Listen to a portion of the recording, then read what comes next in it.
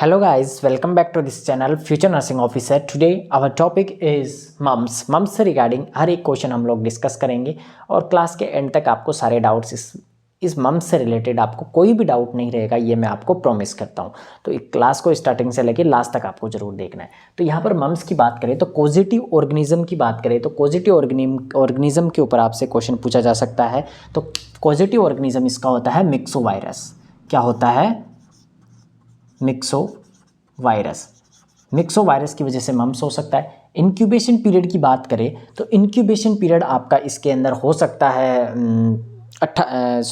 इसका जो incubation period होगा वो 18 तो एवरेज होगा, लेकिन इसका 14 से लेके हम लोग अगर रेंज की बात करें तो 14 से लेके 18 डेज होगा।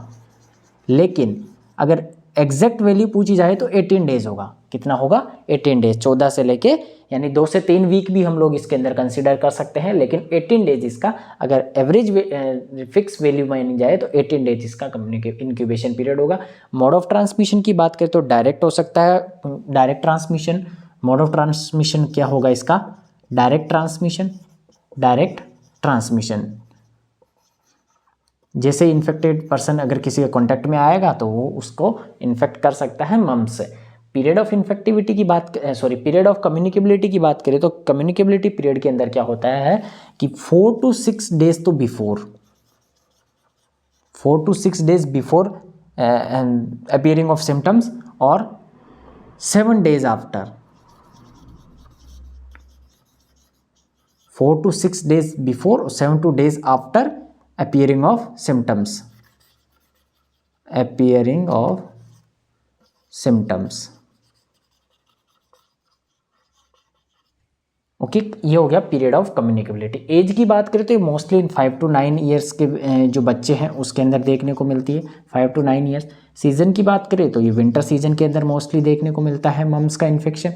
तो ये है जैसे पॉजिटिव ऑर्गेनिज्म मिक्सोवायरस, इंक्यूबेशन 14 से 18 दिन, mode of transmission direct transmission, period of communicability के ऊपर आपसे क्वेश्चन पूछा जाता है 4 to 6 डेज बिफोर और 7 days after appearing of the symptoms. उसके बाद आता है यहाँ पर एज 5 to 9 ईयर्स के जो बच्चे हैं उसके अंदर देखने को मिलता है।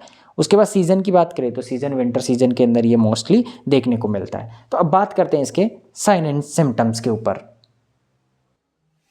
यह है आपके सामने sign and symptoms. Sign and symptoms के ऊपर आपसे क्वेश्चन बहुत कम पूछा जा सकता है, क्योंकि यहाँ पर फीवर और मलेज कॉमन साइन सिम्टम्स है जिसके ऊपर आपसे कभी पूछा नहीं जाएगा।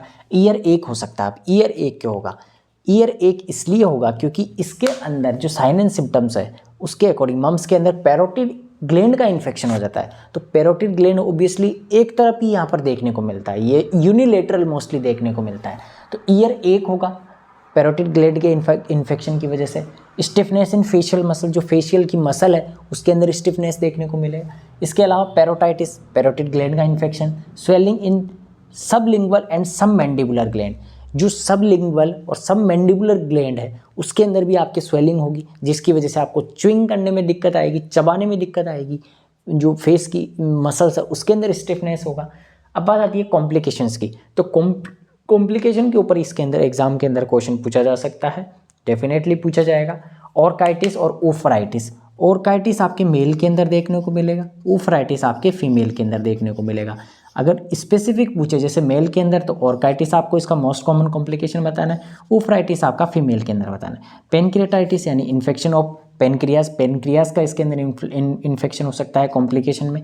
इसके अलावा आपका असेप्टिक मेनिंजाइटिस हो सकता है। मेनिंजाइटिस का एक टाइप है, मेनिंजेस का जो ब्रेन की कवरिंग है मेनिंजेस, उसके अंदर आपका इन्फेक्शन हो सकता है। तो ये थे आपके साइन एंड सिम्टम्स और कॉम्प्लिकेशंस। अब बात करते हैं इसके नेक्स्ट, वैक्सीन कौन सी देते हैं। तो इसकी वैक्सीन की बात करें तो वैक्सीन MMR की जो वैक्सीन लगती है, मम्स, रूबेला और MMR, मम्स, मीजल्स और रूबेला। तो उसके अंदर मीजल्स की जो MMR की वैक्सीन लगती है उसके अंदर 0.5 ml मम्स की वैक्सीन लगती है, 0.5 ml, जिसका रूट होता है आपके इंट्रामस्कुलर।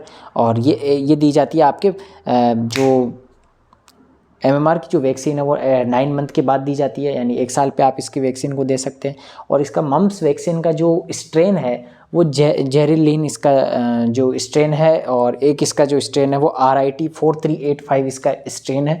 तो ये था आज की क्लास के अंदर हम लोगों ने डिस्कस किया मम्प्स से रिलेटेड जितने भी क्वेश्चंस बनने वाले हैं आपके एग्ज़ाम के अंदर, उन सभी को मैंने कवर करने की कोशिश की। फिर भी अगर आपको कोई डाउट रहता है तो आप कमेंट बॉक्स में कमेंट पुट कर सकते हैं, और चैनल को सब्सक्राइब करिएगा, वीडियो को लाइक करिएगा, और वीडियो के डिस्क्रिप्शन के अंदर दिए हुए लिंक से आप व्हाट्सअप ग्रुप और टेलीग्राम ग्रुप में ऐड हो जाइएगा, ताकि वहाँ पर आपको नर्सिंग से रिलेटेड हर एक अपडेट वहाँ तक मिलते रहे। Okay, thank you.